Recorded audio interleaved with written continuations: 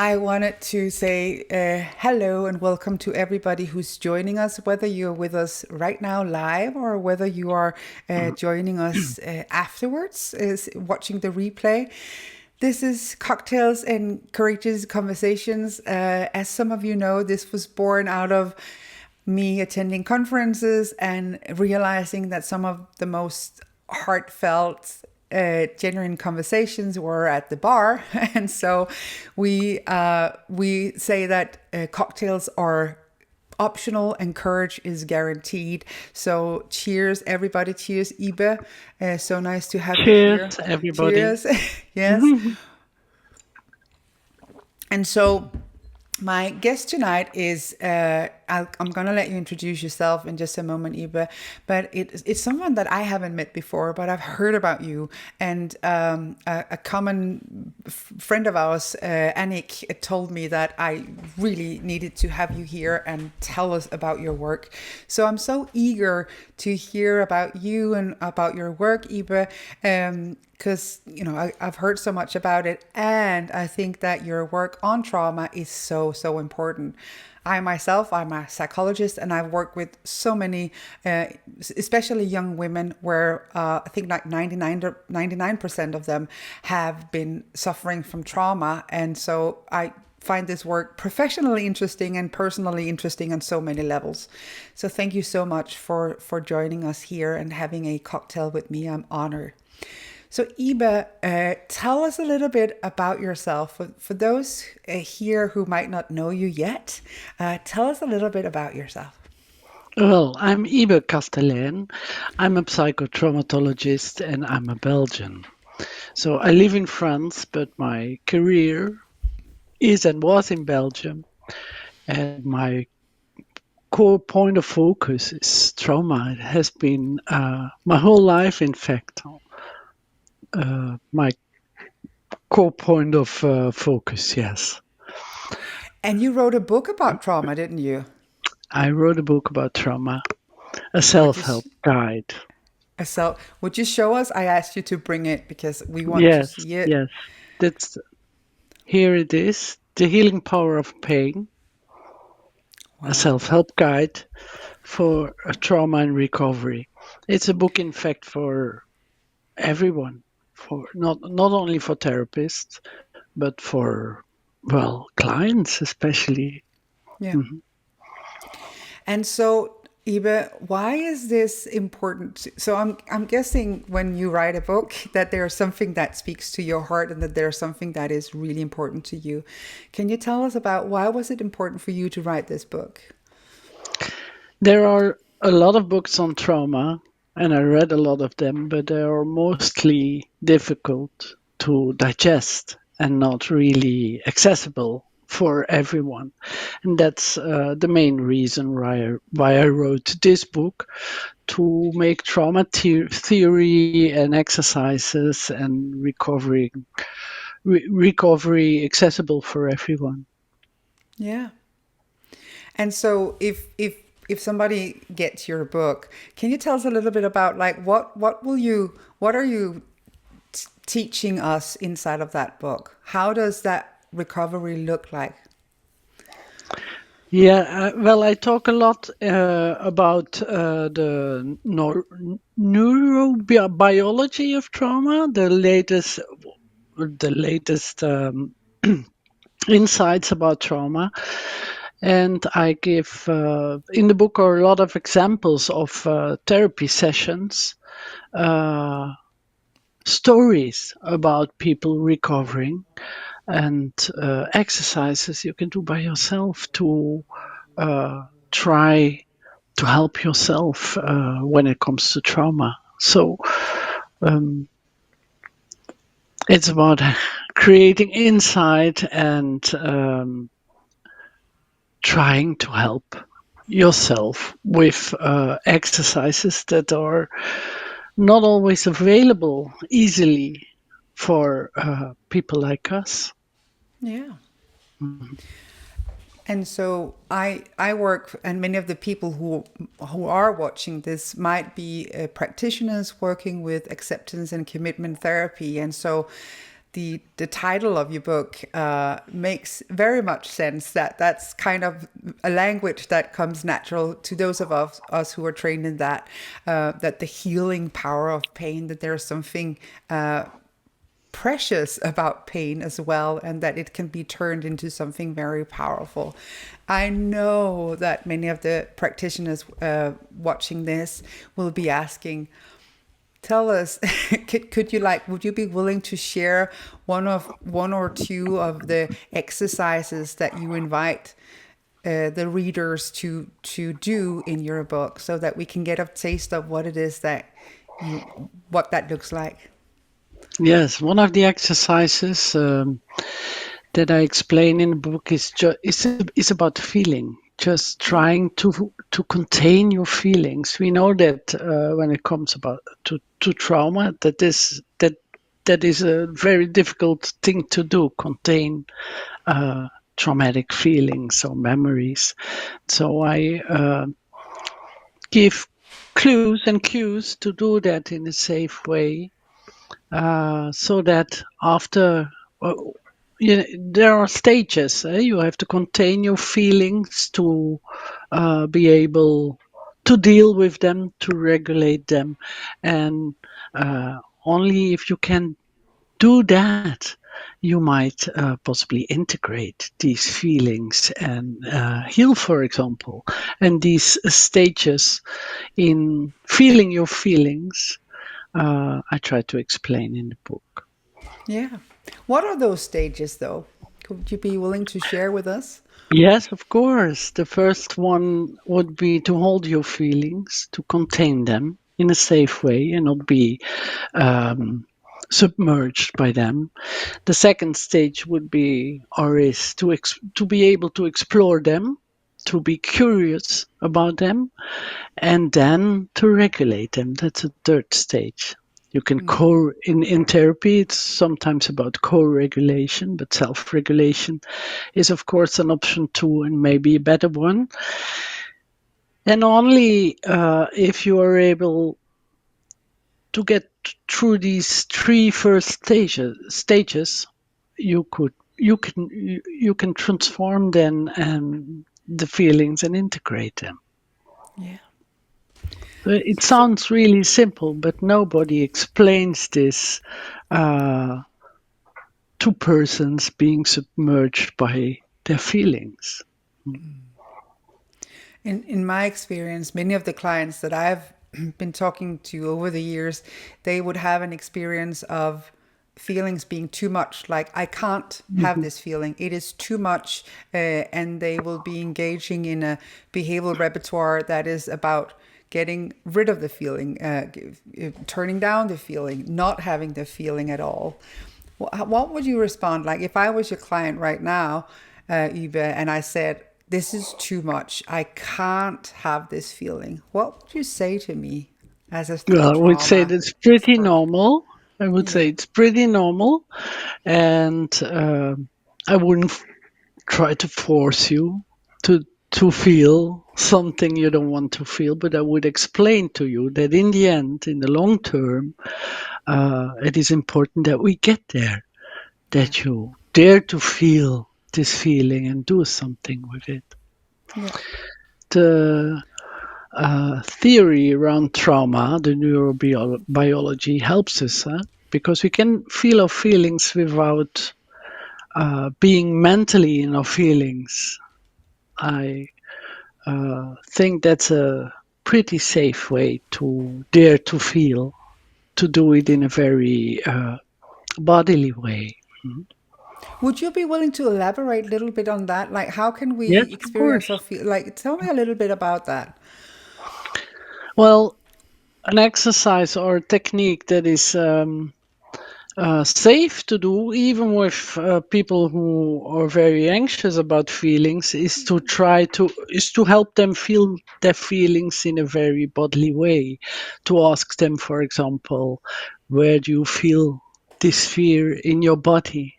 And can you tell me more about that? Most people, when you ask them about their fear, they go into their mind and they analyze and feel shame and uh, becomes a very difficult conversation. If you can help people to stay in their body, it's there is a bit more distance because they have to think, what do I feel in my body? Where is it? How would I explain it? How would I draw it? And that makes it more accessible to to to explore this feeling without being submerged or drained or um, panicking. Yeah. Yeah. And I think one of the things that I heard myself say a billion times to the people I work with was that the trauma in and of itself was horrible, and unfair and horrific and ugly in all ways. Hmm. And the feelings you're having now are, as you said, completely natural. And there's a difference between having a feeling right now and actually being in a traumatic event. And so we cannot take away that trauma had happened to you, but we can teach you how to have these feelings that you are having now without being submerged. And I think that that is so powerful. And I think that is what you are teaching us in your book, how to have these feelings without being completely submerged in them. Yes, I often say also to people, it's like a wave going through Exactly. you, but it's not you, Yeah. and it's not the traumatic event itself either. Mm. It's a consequence, or it's something that stayed with you since then, but Yeah. you can get rid of it. We need to install some hope. Yeah. And the first step into that hope is a lot of psychoeducation, I think. And speaking about psychoeducation, now that we obviously we met before, and I wanted to get you to know you a little bit better before we are live here, and you showed me you made the coolest posters. Would you be willing to show us some of the stuff that you have made that will help, that you use for psychoeducation? Yes, I'm very You have them pleased in to be English and you able. have them in several languages, right? But I you're have showing them us in in English English. and in Dutch, but I show the English ones. This one, can you see it like that? We see, yes, some of it we see. Well, I've got it digital also, but it's a bit Exactly. difficult for me. So It's a what we see now poster is the about. hope.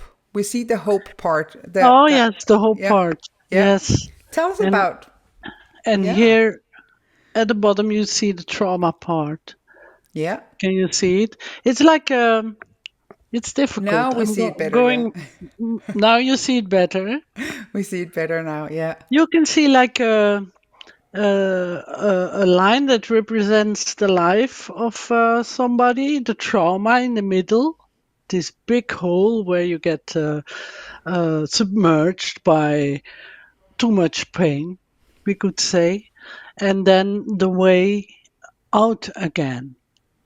So it's a poster, and I have different ones that uh, are in my practice, and I teach also about trauma and use the posters then to explain the impact of trauma on somebody's life and to have a discussion about it. I've got a lot of clients, they come in and they say, "Oh, that's me there. yeah, I know this feeling." yeah, And clients also that say, "Dad, I don't see that anymore. I don't yeah, know that. I don't have no hope anymore."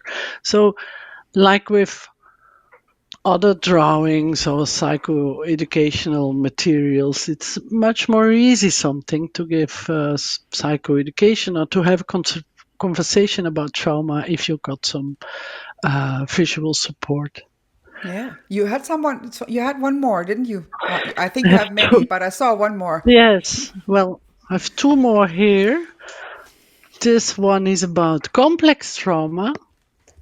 I don't know if you can see it. It's also the um, about healing from complex trauma, stabilize different layers of the trauma, and then getting out and integrate it. And this one I like to talk about the layers of complex trauma. You have this trauma in the that's the core issue, of course, and attachment issues. But when it comes to complex trauma, there are also PTSD symptoms, a lot of negativity, often shame and self-worth issues, relationship problems, and, for example, also somatic symptoms. And so that's more easy way for me to talk about all of that with clients, and also to explain to students what complex trauma is about. Yeah. I love that. That's very creative. There's one more coming, isn't there? Just one. That is a Wow. timeline of trauma. Yeah. On this image, trauma is more like this wave we talked about, and then you can explain what traumatic stress is, post-traumatic stress, PTSD, complex PTSD, and intergenerational trauma. So you have more like a timeline to also to give hope sometimes to people, or to talk about diagnosis, and the difference between PTSD and complex PTSD. So yes, I like to work with a lot of visual materials.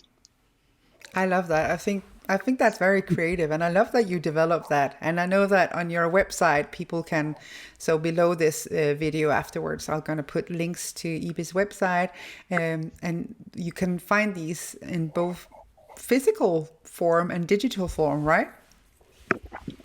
Sorry, yes, that's right. Yeah. Oh, don't be Yes. sorry. This is what we do at the bar. We we have a drink. And so, Ibe, so you mentioned shame, that is for me. I think for many of the clients I've been working with, for many trauma patients, shame is it's such a big it's such a frequent guest at their party, if you'd say that. It's often there. There's a lot of shame, Yes. and uh, and I think shame makes people shut down and not talk about whatever is difficult. I'd be interesting to know to hear your take on that. How do you work with shame with your clients? Well, mostly my inner child work, Yeah. to create awareness about the difference between being a child and being an adult. Shame Yeah. is something that you're not born with. I'm really, uh,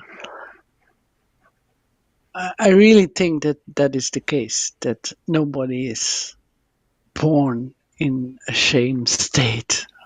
When we look at little babies, they're very pleased with themselves. They're very open to the world also. And so shame is a feeling that that is inflicted upon us, I think. And we accept it because we want to attach ourselves to our parents or other persons in our youth. We prefer to be shamed to be ashamed as a child than to tell the other one that he or she is not right, or did something to us that hurts. It's easier to be ashamed than to take yourself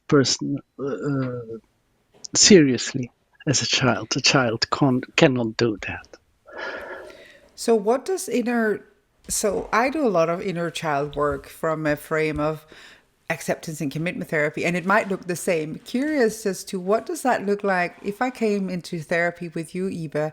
What could you give us an Yes, example of inner child yes, of work? course, of course. Well, in maybe directly in the first session, I would ask you, if you tell me something about your youth, I would ask you maybe, well, this little Rikke, who was like 8 year old at the time, if she would enter this therapy room, this place, what would she do? What would that look like? Would she hide herself? Would she play?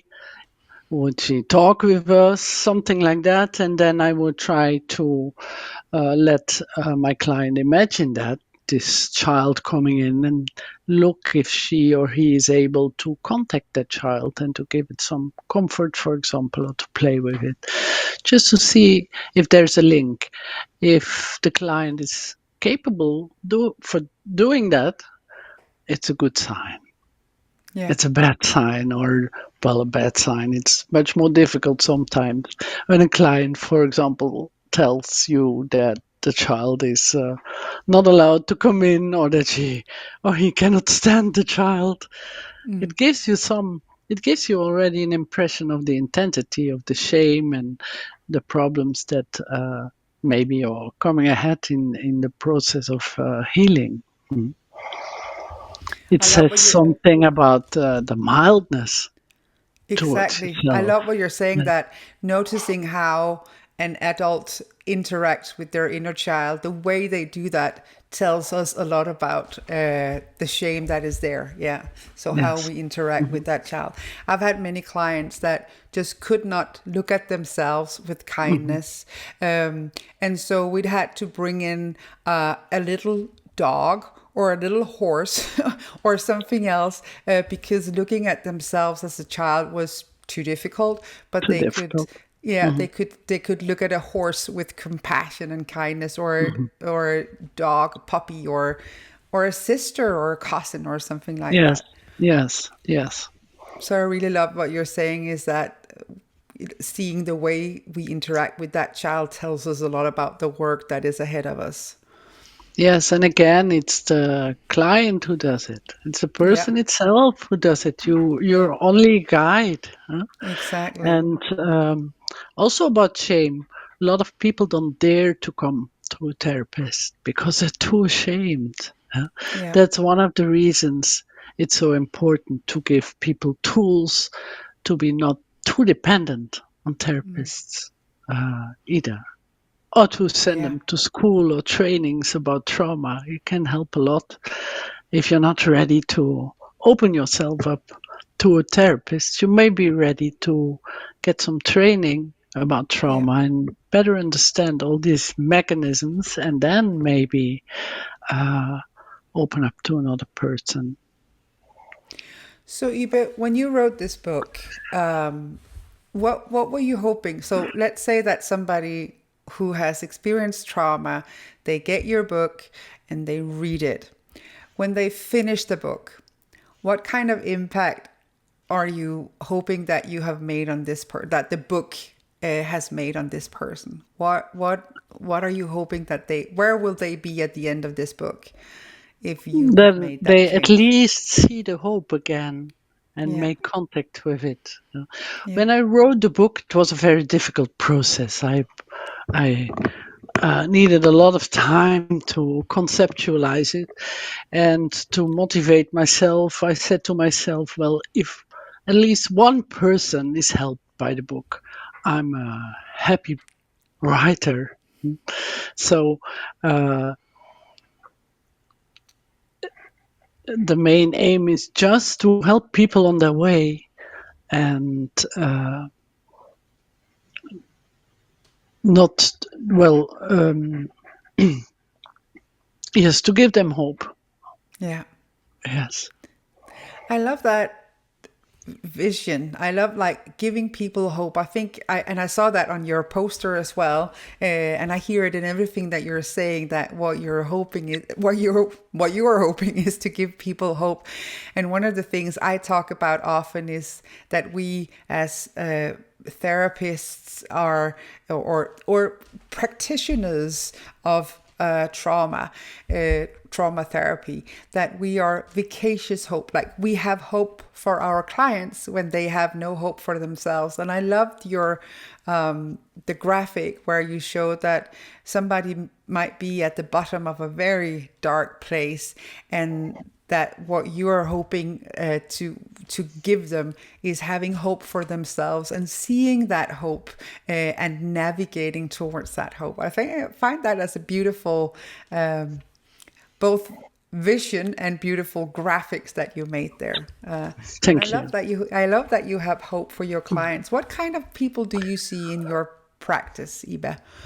Well, for the moment, I'm mostly teaching, Yeah. but I saw a lot of sorts of clients. I started as a normal psychotherapist, I think, seeing a lot of different clients with different problems. Uh, um, I was I traveled to Greece also a few years ago and worked a lot with refugees and the helpers of the refugees. I think well, we had in Belgium the terrorist attacks with the at the airport and in the metro station. I worked with those people too. So a lot of different sorts of trauma that I work with. And complex trauma, of course. Everybody works with complex trauma. We don't always are aware of that, but it's the core issue. Is most people are traumatized. Well, Yeah. at least the ones that come to see us Yeah. are. Yeah, so many clients Yeah, are trauma. What yeah. is the difference between trauma and complex trauma in your? What is your take on that? What's the difference? Well, PTSD is mostly linked to one big traumatic event in adulthood. Mostly complex trauma is chronic childhood trauma that gives you, yeah, well, that gives you a lot of symptoms in adulthood that are complex trauma is much more complex, I would say, than PTSD. But we Yeah. also know that the people who really suffer from PTSD and have difficulties to digest what happened to them are likely to have some childhood trauma too that is triggered, for example, by the PTSD. There, uh, that so the difference is that complex PTSD is almost always linked to severe childhood trauma. Yeah. And so, one of the things I'd probably ask you, because this is what I ask people in bars, is is there some is there some client that you've seen that you that make a particular impact on you, that really touched your heart, or where you feel especially moved or especially proud? Is there someone that you'd like to share with us? I have a lot of these. I have a lot of clients that stay with me or that I remember. But uh, ma- maybe one I can share. It's also in the book. The process of that client was a girl, young woman that was severely mistreated as a child and grew up in a foster family. And she had a very special way of freezing. She couldn't feel anything that was hurting her. She wouldn't feel like a wound or a broken knee or being sick. She was very, very dissociated from bodily feelings. So that I remember very well. It was impressive. As a child, she had, as a baby child, in fact, she was mistreated and had broken her arm, and her shoulder was out of place. And the baby that she was, she hadn't even cried. They saw it because her arm was like not normal, not in position, but she didn't cry. She didn't cry, and she couldn't cry even as a adult woman. She had difficulties to feel her affect, her bodily feelings.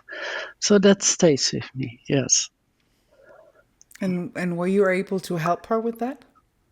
you can read it in the book, but yes, yes. What a moving story. What a moving story. So I want to say one more cheers here to people. We were having a cold glass of Pepsi Max at my end. This is my preferred drink at the moment, a cool Pepsi Max. Ybe, Okay. it's been such a pleasure talking to you, and I'm so glad I ran into you at this virtual bar and got to meet you and talk to you and hear about all of your exciting projects. What will people, if they go to your website, what will we find there? Are there like, do you The have trainings well, and you have books and yes, but the materials? trainings are in Dutch, so Yeah. I don't. My English, you can hear it, is not well enough to train in English, so I train only in Dutch. But the posters, the digital slides, psychoeducation is in English, and the book, of course, is also in English. Was not translated by myself.